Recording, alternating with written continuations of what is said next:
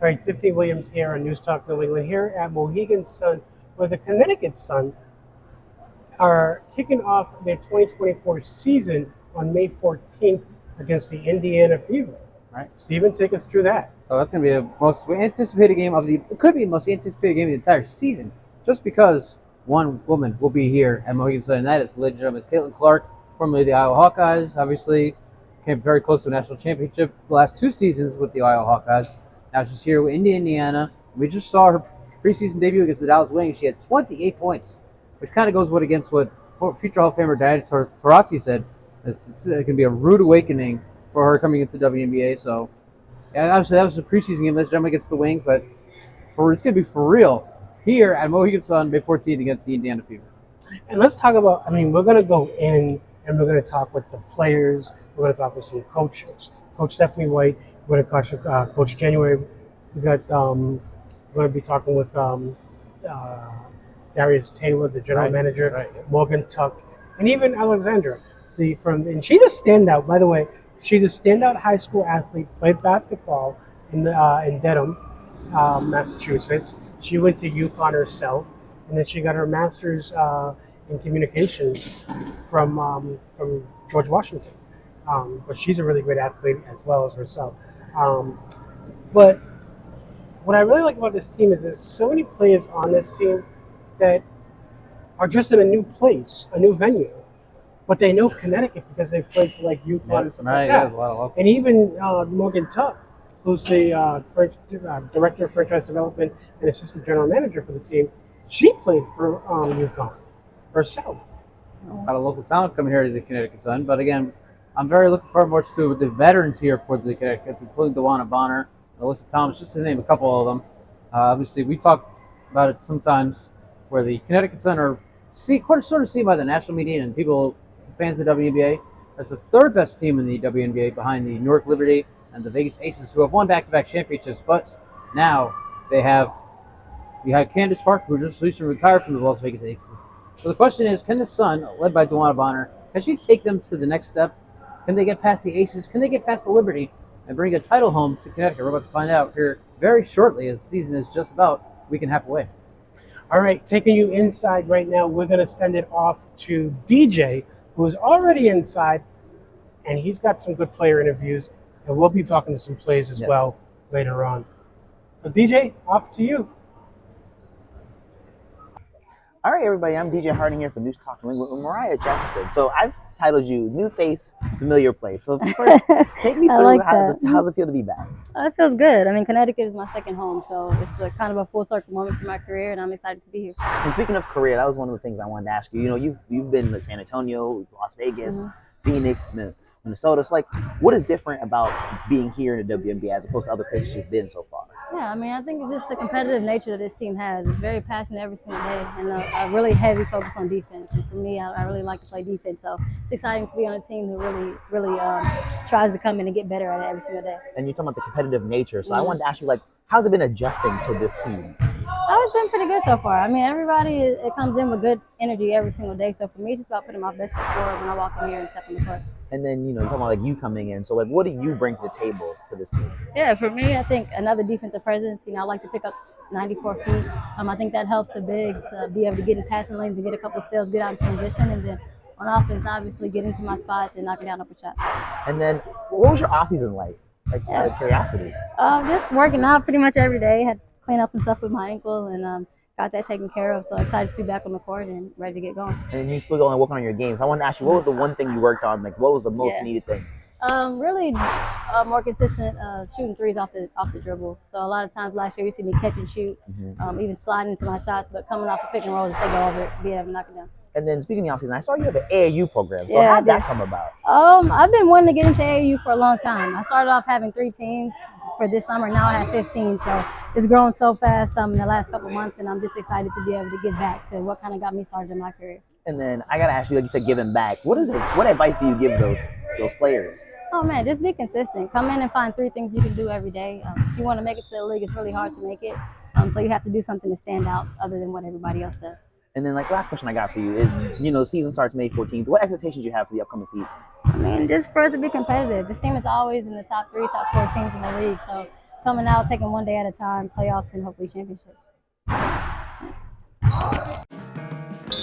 Let's go again. One more. One more, man. Oh man. All right, little bro. Want more?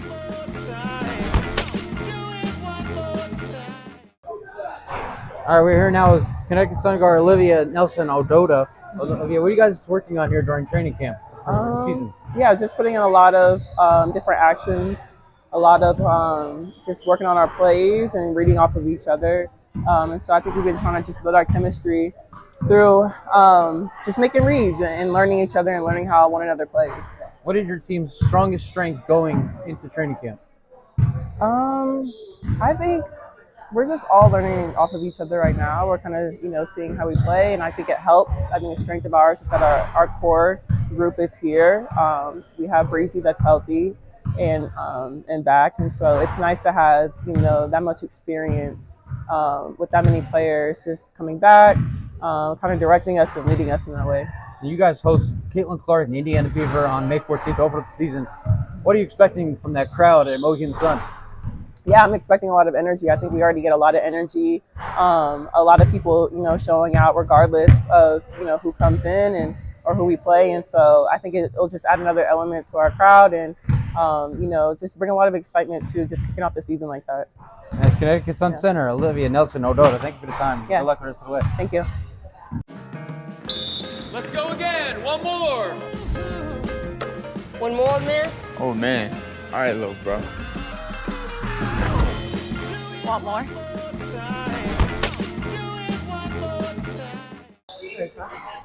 Talking about, first of all, how was your off season coming into this? Off season was great. I mean, I got to stay home for the first time instead of going overseas. I got to be with my family for the holidays, take my nephew trick-or-treating and stuff like that. But more so just resting and gaining strength in the legs just to have more power on the court. Talk about the practices that you guys been doing. The chemistry of that. Practice has been long, tiring, but it's been good because we have a lot of people. But it's everybody here, so we got a better team. We got to know each other from last year, so it's kind of just building on that. It was new for everybody last year, but now we got everybody, and we can just build and grow. What are some of your expectations coming into this season? Continue where we left off, honestly. I mean, we were top three team in last year. Now we're trying to get into that finals and actually win the finals. So for me personally, just being more aggressive, more assertive, being that leader on the floor, being that PG, and just having confidence. Yep, of course.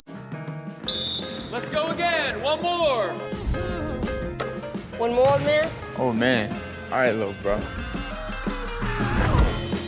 Want more?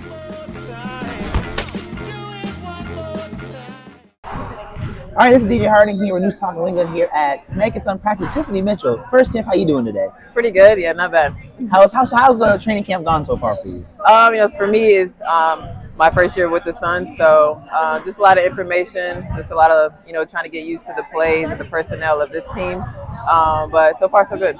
And then I was talking like your first season here, we were touching like you've been other places. So like, what's different here than other places you've been? This is a vet-heavy team, so mentally you got to be sharp, but at the same time it makes it a lot easier knowing that they've been here, done that, so it's easy for me to just fall right into place with the help of the veterans already here. And then the next question I wanted to ask you is, over the offseason, I saw you played at AU Pro Hoops. Like, how was that experience playing? I had a good time. It made me just get back into just loving the game and being able to do what I do best and showcase that. It was in Dallas, which is where I live anyway, so it was right down the street where I was playing. But like I said, it just made me feel comfortable, my confidence through the roof, and hopefully that carries over to the season. And then with like playing in Dallas, so what's the difference between playing at AU as opposed to playing overseas, maybe? For me, it's just because I've been overseas my whole career and never had a time really just to work on myself and my game. So I felt like playing at AU gave me the opportunity to still work on my game and also get some good competition without having to leave the country. And then next question I have, because I know you're from South Carolina, so over the offseason, you saw your school win. So how did that feel for you? Amazing. Everything they got, they deserve. I'm so happy for, Coach Daly and the team. They work so hard, and it's even harder to go undefeated. So, I'm just really happy for them. They definitely deserve everything. And the reason I'm bringing it up because I know Ty Harris is also from South Carolina. So how has any been bonding between y'all? Yeah, me and Ty we've been cool. It's a sisterhood at the end of the day. Even when I was on other teams, I always make sure that I spoke to Ty. So it's great that I finally get to play with somebody from South Carolina, especially a point guard. So I'm just happy that now we're on the same team. And then we'll go jump back to the AU Pro Hoops because you were talking about being able to work on yourself. So what was the biggest thing you worked on this offseason? For me, just being able to knock down the three consistently. I think I showed that throughout AU. Just being able to score out of different looks and on different levels, getting to the rim, pull-ups, just being efficient. On this team, like I said, it's a lot of vets here, so you just got to be efficient in your spots, knowing when to shoot, knowing when to pass. So yeah, that's basically what I took out of AU. And then the last question I have for you is, what are your expectations coming for this upcoming season? For me personally? Yeah.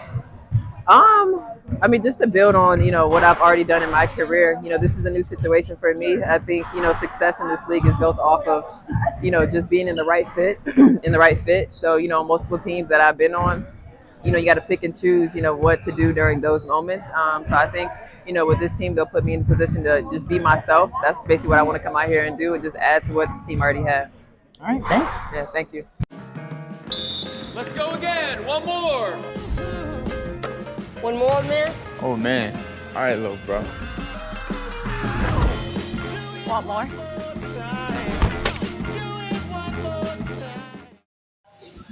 All right, I'm DJ Harding here with Alyssa Thomas. So first, year 11, how's training camp going so far?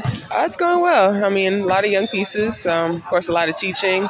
I'm trying to bring everybody up to speed, but it's slowly coming along. And then I want to talk to you about your off seasons. I saw you overseas, so how was that experience? It was cool. I was over in China playing. A different look for me. I had been playing in Europe for 5 years, but I had a lot of fun, had a great team, and overall it was a good season. And then also talking like playing on off season, I heard you play for Team USA. So like, how are those games? It was cool. A lot of great, talented players coming together to play on one team. Just like I said, a lot of talent, a lot of fun, and always great to be a part of that. And then to bring it now to like the upcoming season, I mean, you were top 3 in MVP voting last year. So what are the expectations going into this season? Nothing changes. Just continue to come in and do me, play at the same effort and level and set the tone with the team. And whatever happens, and it's really about the team. I like that team idea. But then I also got to ask you, because you talk about like playing the offseason, what was the thing you improved on the most? Just continuing to be me. I mean, I think I can just continue to read the game more and more. With the offense, I have a lot of freedom to make reads and play in different spots and just continue to, grow in that aspect. And then last question I got for you is, we got Breezy back. So I just got to ask you, how does it feel to have her back on the court? I'm super excited. She was a huge piece that we lost last season. And, she's my comfort. And we play on so many different teams together. So having her back out there, it has just been great. All right, thanks. All right, thank you.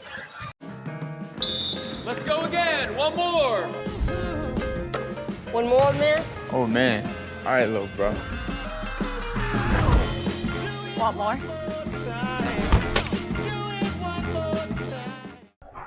All right, we're here now with Connecticut Sun guard Dawana Bonner. Dawana, what are your takeaways through training camp so far?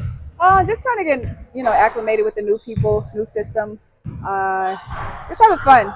We haven't had a training camp where we had everybody at home, here at one time. So it's been a lot of fun, just, bonding. Now, you were one of the veterans here on the team. What are some of your takeaways from some of the newer players that have come here to the Sun? Oh, yeah, it's a lot. It's a lot of new information, but I think they're gelling really well. I think we have vets that can, jump in and, not slow down a little bit. So that's been good. It's been good vibe, good energy, and just trying to take it day by day. As the veteran, how are you looking to show leadership for the Sun and lead them to success this season? Just trying to play as hard as I can and hope that they follow. Make sure I'm on my P's and Q's, but just trying to make sure everybody's comfortable, and that's on and off the court is the main thing. So when there's a problem, usually they come to me. So yeah. And that is Connecticut Sun guard Dawana Bonner. Thank you for your time. Congratulations and good luck. Thank you. Let's go again. One more. One more, man? Oh, man. All right, little bro. Want more?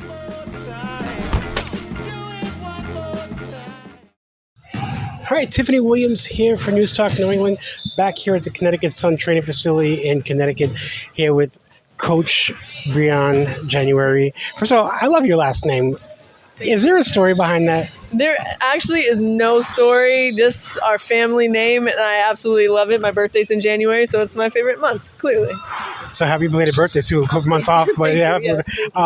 So What are you guys looking for during these practices right now? Because you have some of the new players that are coming in from the draft, but also some that you took off during the off season. So what are you looking for in them? Because I noticed you've been working with like the orange shirts a lot. Yeah, just looking for players that can pick up information and execute it. Looking for players who are versatile and can play multiple positions, because that's going to help us throughout the year. Looking for players that that play tough, both sides of the ball, and I just kind of looking for best fit. Honestly, it's tough. Not always the best player is the right player. It definitely, in team atmospheres, it's all about fit. And so we have been exploring different lineups and just seeing who flawlessly kind of fits our culture, fits our team, and is going to help us get to that championship we want to win. And the championship is the ultimate goal. Of course, always. Definitely. Always. Is there any specific player or players that have stood out more to you? Oh man, I think this camp has been super competitive, and I was excited at the beginning of training camp because I knew all of the players. I live in Arizona, and Elena went to U of A, and I played with Shea Petty overseas. Sid played at Oregon State. I coached against her when I was at Arizona State. So I know Leah was here. All of the players that we've kind of brought in, I've known previously, and I know what they can do. And so all of them have had moments of like brilliance, and they've shown what they can do, and it's been really fun seeing them compete.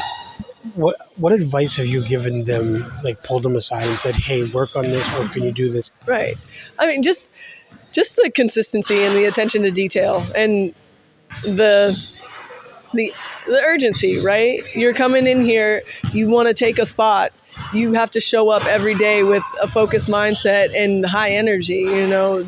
We're in training camp, we are throwing a lot of information out at our team, and because we only have a short amount of time to get a lot in, and you have to be locked in and ready to learn and be able to execute and play at a high level. And it's grueling. It's long days, it's hard practices, it's a lot of competition, but just telling them to lock in and just be as prepared as they can possibly be every day they step onto the court. When you look at some of the veterans, some of those returning players that are coming in here, what advice have you given them to stay consistent with their game? Oh man, my message to them is just always set the tone, right? They know how our season ended last year.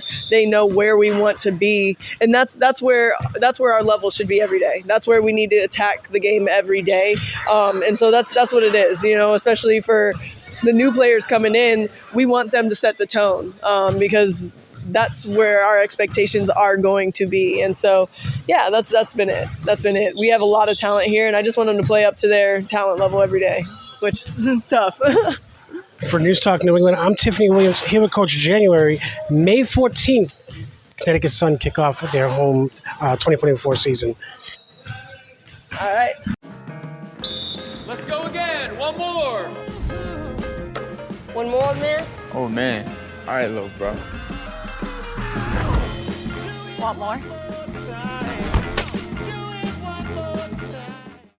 For News Talk New England, here at the Connecticut Sun training facility in Connecticut at Mohegan Sun. Joining me now, Coach Stephanie White. Going into your second year with this team, what are some of your expectations you're looking for? I think the biggest thing is now that we have a base level, a foundation level of expectations and how we want to play on both ends of the floor is to take the next step forward.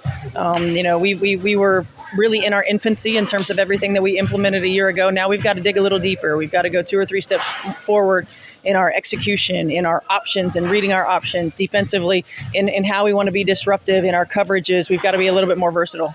You have a great core of veterans and returning players on this team. What do the newcomers really have to work for to get that spot? Well, first and foremost, you got to be somebody who can be versatile enough to play with our core group. You got to defend at a high level, got to be able to rebound the basketball, got to be able to communicate. You've almost got to be a plug-and-play player who can fit in with different rotations on the floor. But certainly it's going to start on the defensive end of the floor and be able to knock down a 3. May 14th, season starts. It's a big game. Yeah. How are you guys preparing for that? Well, right now we're just trying to prepare for getting a little bit better. Trying to whittle down and solidify who's going to be on our team. Trying to build rotations, build chemistry, be better on our execution. As we forward think, we've got to think about being disciplined on the defensive end. How we want to play players. We got to think about challenging our team to be able to adjust to different coverages for different players. We got to think about boxing out and rebounding. I mean, certainly May 14th, we're going to have, 2 number 1 picks on the floor on our opponent, a number 2 pick and a number 3 pick, right? So how are we going to be able to defend the multiple positions? How are we going to be able to finish plays? But right now it's about continuing to take step forward in our development. Brianna Jones returned to the team. Yeah, man, it's been great to have her back on the floor. And not just what she does from a production standpoint, but she's really a calming influence. She takes up space on the interior. She gives us a post-entry option.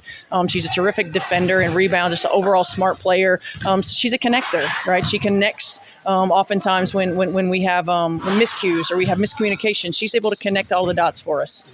The other day when I was here and I was watching Ty Harris, I noticed that her reset before she makes that shot has improved kind of more from last year. What do you think? Well, Ty worked her butt off this offseason. I mean, she was up here a lot working with Keith Porter, our player development coach, working with Annalise Rios, our strength and conditioning coach, and really making sure that she's fit, making sure that she worked on her player development, getting to the next level. So not only do you have to think the game from a point guard position, but you're right, getting your feet ready to shoot the ball. She led the league in 3-point field goal percentage. Well, she's not going to be a surprise next year, right? So people are going to cover her. So now how is she attacking closeouts? How is she playing in the 2-man game? How is she facilitating while continuing to knock down shots? Everybody's got this on their mind, the health of the players right now. How healthy are they?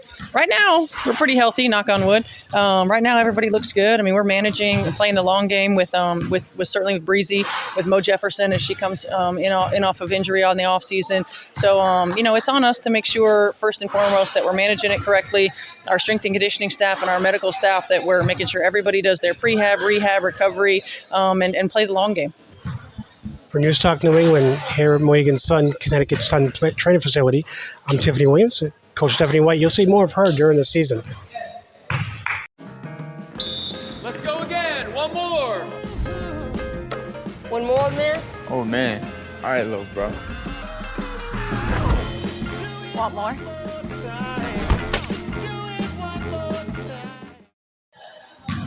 All right, Tiffany Williams back here at Connecticut Sun Training Facility, Mohegan Sun. Joining me now, Darius Taylor, the general manager of the Connecticut Sun. First of all, take me back to the draft. Let's talk about that real quick and some of the picks you guys made that kind of shocked some people. Okay. Well, obviously with the team we already had put together before the draft and the amount of players that we had signed in training camp contracts, we knew 2 of the players that we were going to select would probably be people we want to take a look at for the future. And so, we have a priority list of players that we'd like to have. There were a couple international players on that list, and we feel like we got the best one, the one that we wanted. I think she was the second best guard in the draft. That was Layla Lacan. And then, when we got to the second round, it was then fulfilling needs that we needed for camp. One being a big, which is how we ended up drafting Tiana Jackson. I watched her a lot in college.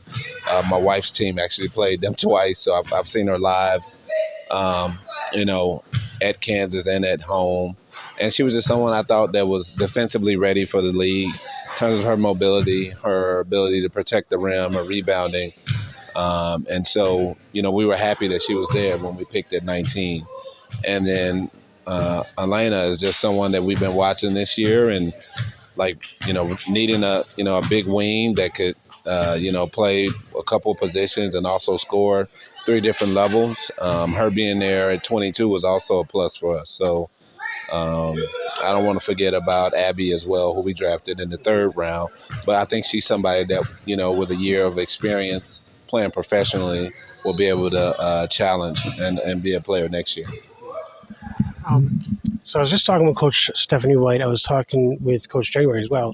When you look at the chemistry of the coaches that you've put together for this team, how comfortable do you feel about this team right now? About the coaching staff or the team? Coaching staff and the team. Oh, yeah. I mean, I think that's important whenever, you're with somebody every day at long hours. The chemistry is important. They all bring different perspectives. and bring different things that head coach Stephanie needs from an organized perspective to, AK kind of being an offensive guru and Bree January being a defensive guru, and they just all plug and play together. So it's really a good chemistry. I'd be remiss if I didn't talk about Keith, our player development coach, as well as our video coordinator, Adam. And I think they've all been great additions. They work well together, and they can, just be honest, and they put in a lot of work. So I think it's a great staff. What are some key things you're looking for in this team this year as you put them together? The biggest thing is just to keep building, brick by brick. We know this team looks different from last year. It took some time for that team to gel, and it was unfortunate we had Brianna get injured in June. But I think for this team, we got a lot of new people, and so they're trying to find their way, find their niche, and figure it out. We still have our main three, but even Bree is, getting back to herself. So, we just got to have a little patience, build brick by brick. And I think when the right time comes, that's when we'll be at our peak. And so it's going to take some time to figure it out. And we're trying to, just find the right pieces that fit together and play well together. And so that's just part of it. And with a short training camp, sometimes that takes process, as the season goes along. All right. Anything you want to say to the fans? May 14th is the season kickoff. Anything you want to say to the fans out there? I just think, Connecticut Sun fans, do what you do. Show up and show out. I know it's going to be packed. I know it's going to be a lot of anticipation for that game, and I know it's going to be a lot of media. So we're excited to host the Indiana Fever first and get the WNBA season kicked off right. Awesome. Thank you. For Tiffany Williams, News Talk New England, with Darius Taylor, General Manager of the Connecticut Sun. Let's go again. One more. One more, man? Oh, man. All right, little bro. Want more?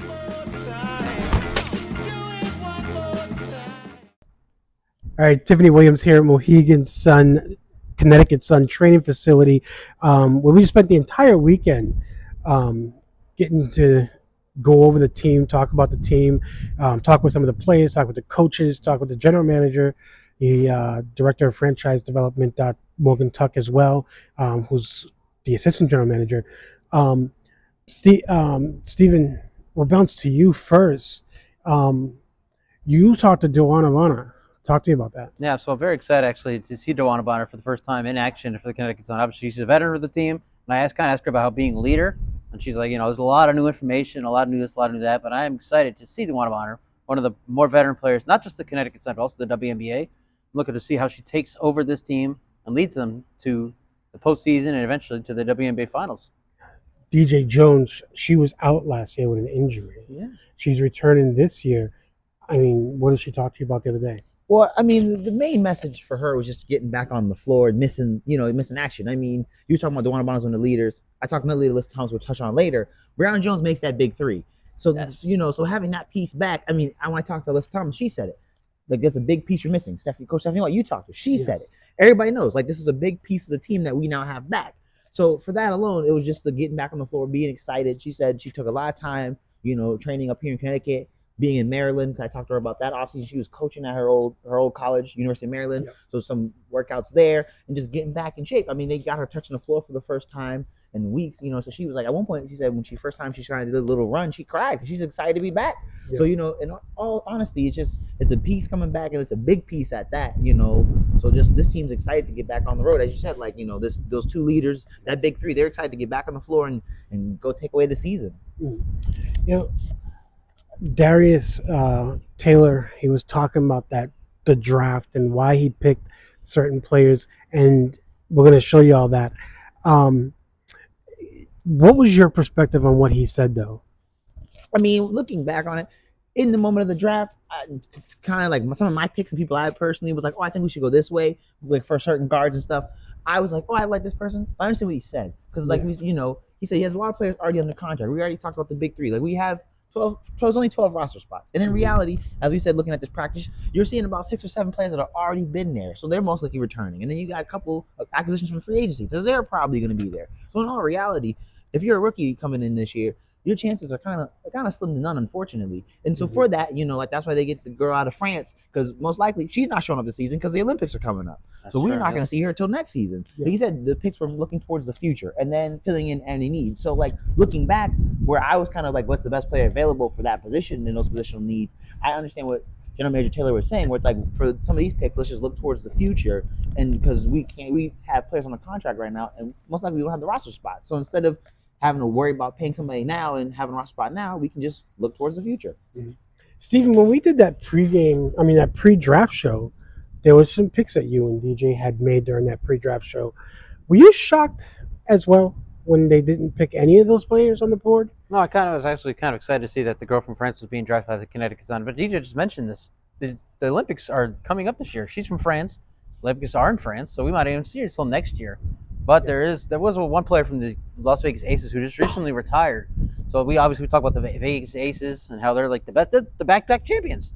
And you got the New York Liberty, and then there's the Sun, who are looked at a lot like they're the third best team in the WNBA. But now that the Vegas Aces have somebody that just retired, I can't recall the name, but Candace Parker. Candace Parker, right? One of the best players in WNBA history. So with Candace Parker gone, the Vegas Aces, I don't know what's going to happen with them. Big fan of Kelsey Plum though. And then you got the Liberty with the Brianna Stewart and Serena Ionescu.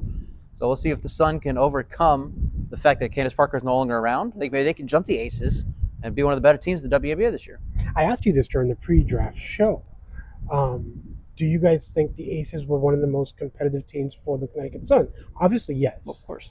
The next team up would be the Indiana right now is obviously a competitor because they had 2 number 1 picks that are really good.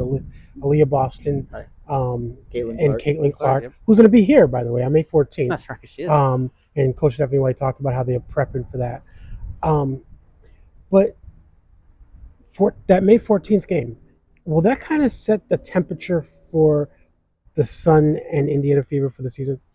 Well, I think Indiana competitive might be a little bit stretched. I mean, they got a rookie a second year. I think they're more so one of those teams where it's like development.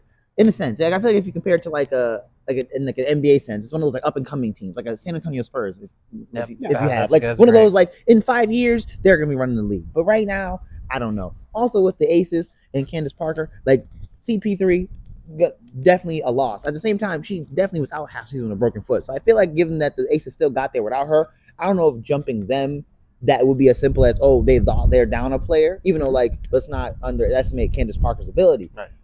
But I feel like more so, if anything, for the Sun, that first game, if anything else, it's just a tone setter. Mm-hmm. It's let's show everybody like how we're coming this season. Like I said, they're getting Brianna Jones back, which you didn't have last year. You have a different team. I mean, yes, new information, new stuff, but now this is let's start off on the right foot. Mm-hmm. It's better to put that win column in and start 1-0 than 0-1. Right. So if anything, that's the main thing on the 14th is just that tone setting, and let's hit the ground running and start on the right foot.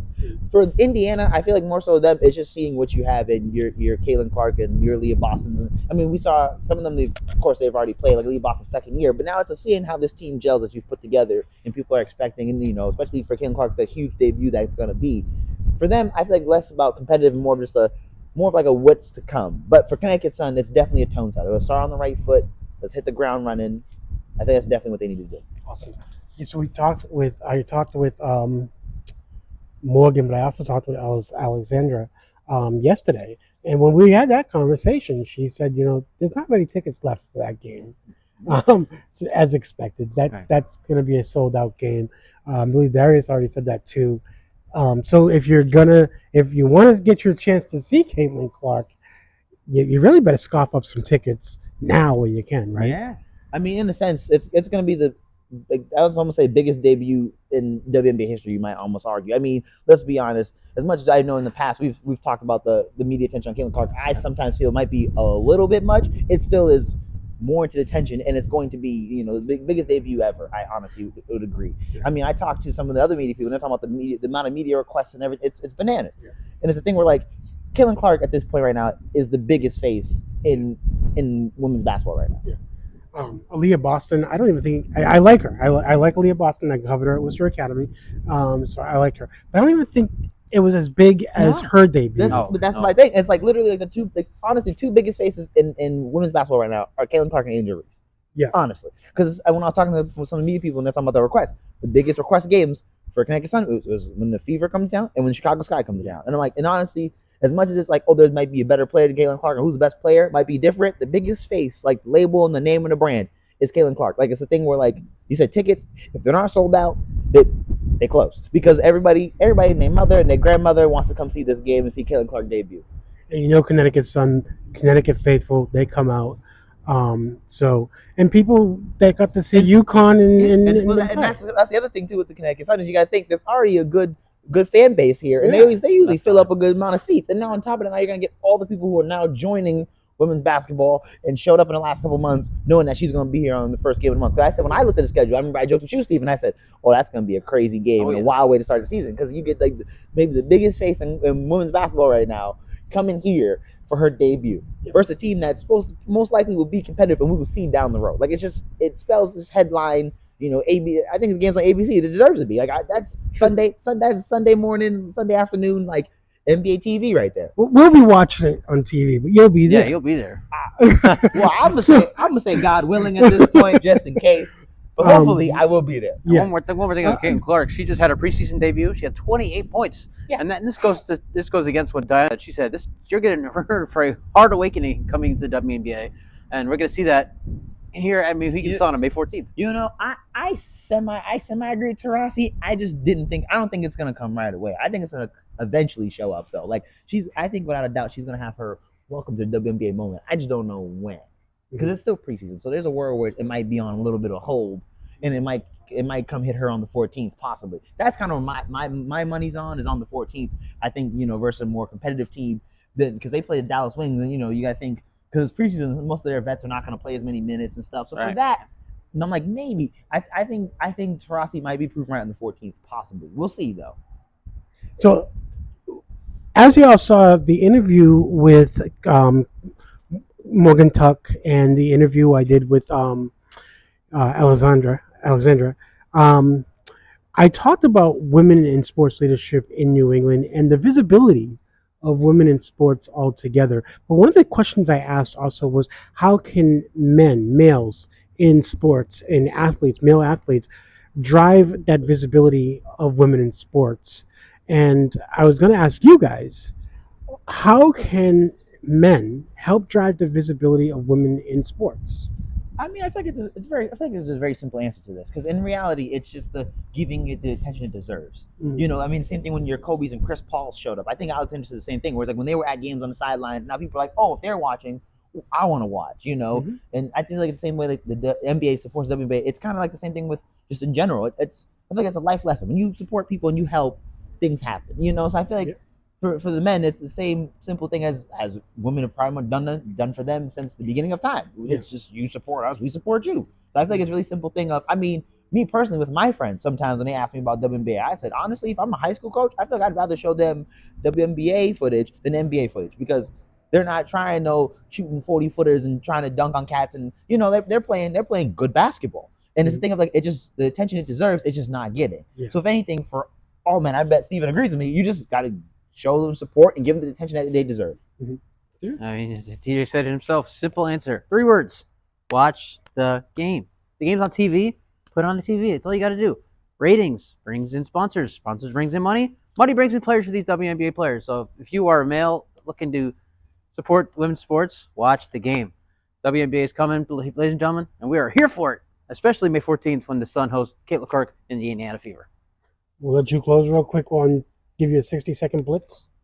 Yeah, give me the mic. I mean, at this point, I'll be honest, my thing is just excitement. Like, I just, you know, this is my second year going to be covering the Suns. I'm just very excited, just grateful to be here. In all honesty, gotten some great interviews. You know, I talked to Tiffany Mitchell about her joining the team, and Mariah Jefferson, same thing. You know, when Mariah Jefferson used to play at UConn, so I've tied with her, you know, new face, familiar place, which has been fun, you know. So honestly, it's a great weekend all around. I'm just, you know, like I said, it was great to get the interviews, be back here. You know, I was in college, so it's great to be back and just get some interviews. And honestly, I'm just excited. I'm just really excited for the season and see what's upcoming and see where this team goes for real. What do you have like top 5 takeaways from this practice? Is the 3 that you kind of watched this weekend?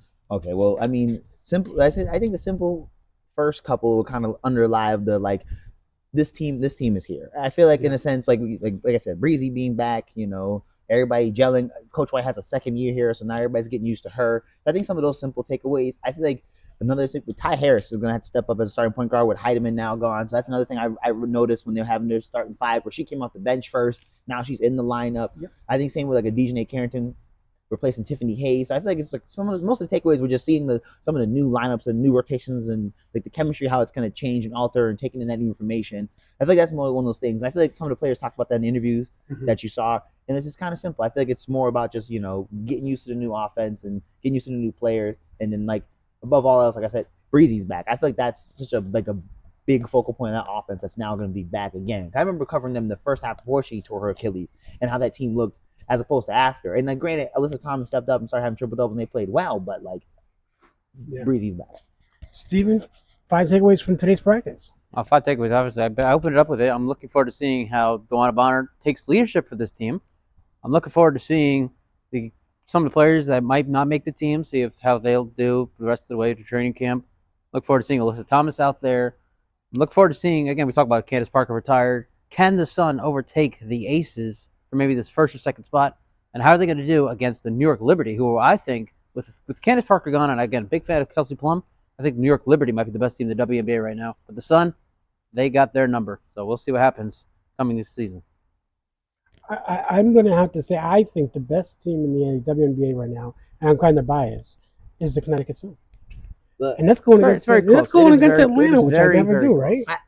Look, that should be a shock to you guys. For News Talk New England, I'm Tiffany Williams. Remember, you don't have to be perfect. Just be yourself.